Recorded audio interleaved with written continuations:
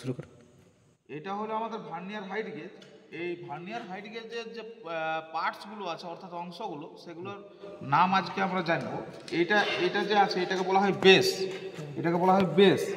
আর এই যে দেখছেন সারফেস প্লেটটার সঙ্গে একই তলে এটাকে রাখা হয়েছে একই উচ্চতায়, এটাকে বলা হয় রেফারেন্স সারফেস বা রেফারেন্স।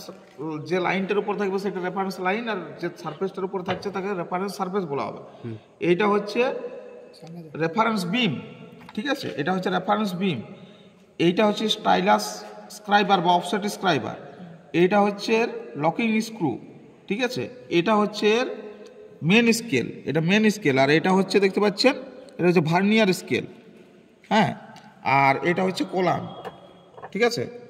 তো এগুলো ছিল ভার্নিয়ার হাইট গেজের বিভিন্ন পার্টসের নাম। এবারে এটা কিভাবে কাজ করে, সেটা কিভাবে পরিমাপ করা যায়, মেজারমেন্ট করা যায়, সেটা আমরা অন্য ভিডিওতে পরবর্তী ক্ষেত্রে দেখাবো।